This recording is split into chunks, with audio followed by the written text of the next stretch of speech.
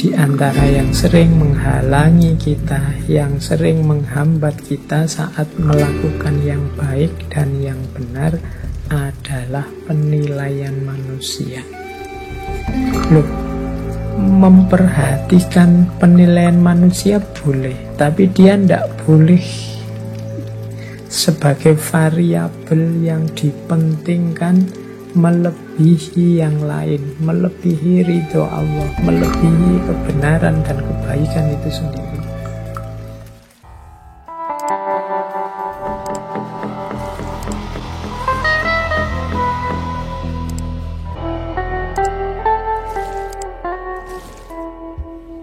Assalamualaikum warahmatullahi wabarakatuh. Baik, langsung saja ya, saya mulai membahas Imam Syafi'i. Kata Imam Syafi'i, engkau tak akan mampu menyenangkan semua orang. Karena itu, cukup bagimu memperbaiki hubunganmu dengan Allah dan jangan terlalu peduli dengan penilaian manusia.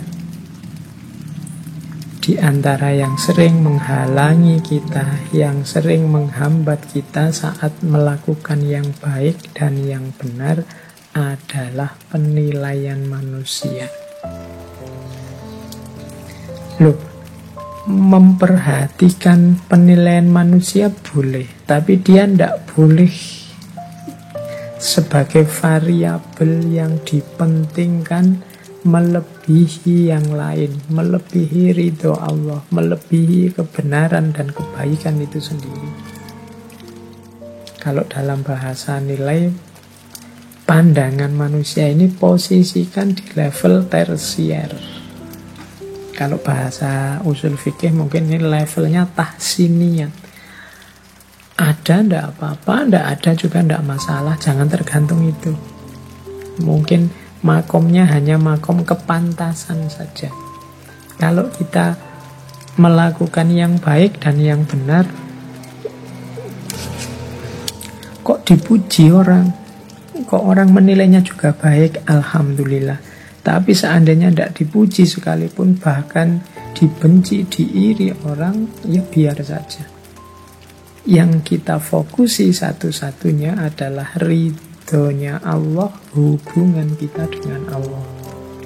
Katanya Imam Syafi'i, engkau tidak akan mampu menyenangkan semua orang. Sebaik apapun, seluruh sebenar apapun yang kita lakukan, kita sampaikan, akan selalu ada orang yang tidak senang. Siapa yang punya channelnya YouTube, kalian merasa, ini loh yang saya sampaikan ini baik loh. Kok masih ada yang jempol ke bawah ya? Kok masih ada yang tidak suka ya? Loh ya itu manusia memang. Tidak mungkin orang sepakat semua, senang semua. Ya seleranya beda-beda. Jadi ya termasuk ngaji ini kan ya ada yang suka, ada yang tidak suka. Ya itu manusia. Isinya mungkin ada yang menganggap penting, ada yang menganggap alah kayak gitu aja. Itulah manusia. Alhamdulillah kalau dapat bonus penilaian manusia yang baik. Tapi kalau tidak masalah. Yang harus kita permasalahkan adalah hubungan kita dengan Allah. Apakah Allah ridho dengan yang saya lakukan ini? Kira-kira Allah berkenan tidak kalau saya ngaji seperti ini? Itu yang pertama-tama itu. Jadi kita bangun hubungan kita dengan Allah pertama-tama dengan cara jangan memposisikan penilaian manusia sebagai yang nomor satu. Terus jadikan akhirat di hatimu, dunia di tanganmu, dan kematian di pelupuk matamu. Oh, ini orientasi hidup yang menurut saya ideal. Hati kita isinya akhirat.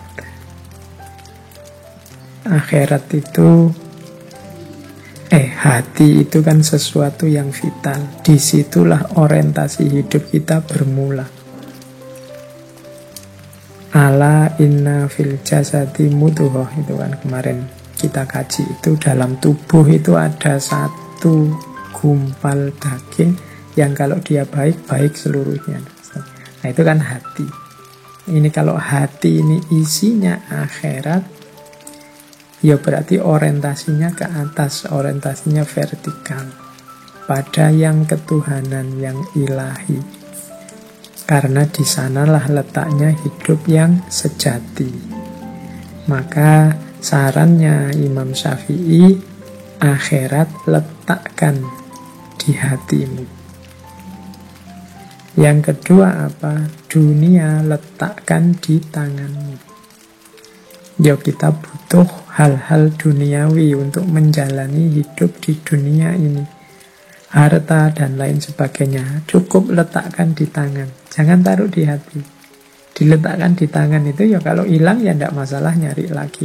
Kalau dicari, kalau diletakkan di hati, hilang itu patah hati kita. Stres, depresi kita, itu kalau diletakkan di hati. Maka dunia letakkanlah di tangan saja. Untuk mendukung usaha kita meletakkan akhirat di hati dan dunia di tangan, kematian taruh di pelupuk mata kita. Ini kafa bil mauti wa idhon, cukup kematian sebagai nasihat. Kalau pelupuk mata kita senantiasa membayangkan kematian, bahwa kita ini di dunia ini waktu kita terbatas,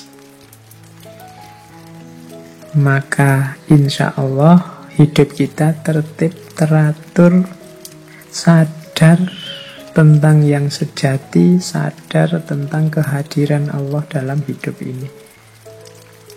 Jadi letakkan kematian di pelupuk mata. Ini nama lain dari ingat-ingat selalu akhir hidup kita tidak lama lagi. Ingat-ingat selalu bahwa semua orang, tidak hanya yang tua, yang muda juga, yang kecil juga, kalau sudah saatnya akan bertemu dengan kematian. Ini akan membuat hidup kita lebih tertib, lebih serius, mendekat kepada Allah, dan lebih fokus pada hidup akhirat daripada hidup dunia. Ini nasihat yang kedua tentang hubungan dengan Allah. Terus jangan mencintai orang yang tidak mencintai Allah. Kalau dia berani meninggalkan Allah, apalagi meninggalkan engkau. Wah, ini kalimatnya agak romantis. Jangan mencintai orang yang tidak mencintai Allah. Kalau dia berani meninggalkan Allah, apalagi meninggalkan kamu. Carilah teman yang membantu kita semakin dekat dengan Allah. Kita ajarkan anak, istri, suami, keluarga untuk mau bersama-sama kita mendekat kepada Allah. Kita jadikan harta kita kendaraan untuk mendekat kepada Allah. Kita jadikan apapun fasilitas yang diberikan oleh Allah dalam hidup ini sebagai sarana untuk lebih dekat dengan Allah. Caranya seperti itu. Jangan dekat, jangan akrab dengan orang yang tidak peduli tentang Allah, apalagi berani melawan, berani meninggalkan Allah. Kalau Allah saja berani dia lawan, berani dia tinggalkan, apalagi kamu, apalagi engkau.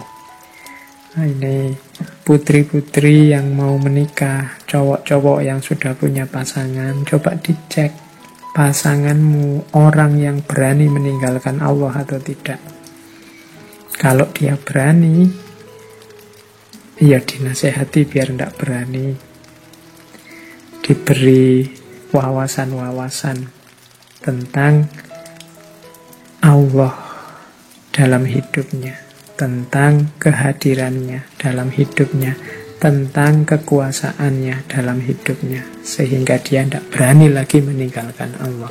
Tapi kalau dia masih saja berani meninggalkan Allah, cari jalan biar dia tidak berani.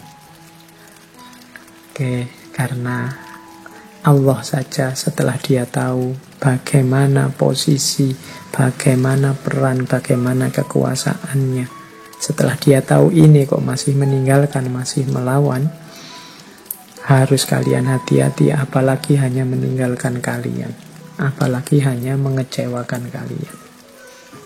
Jadi jangan mencintai orang yang tidak mencintai Allah. Kalau dia berani meninggalkan Allah, apalagi meninggalkan kamu.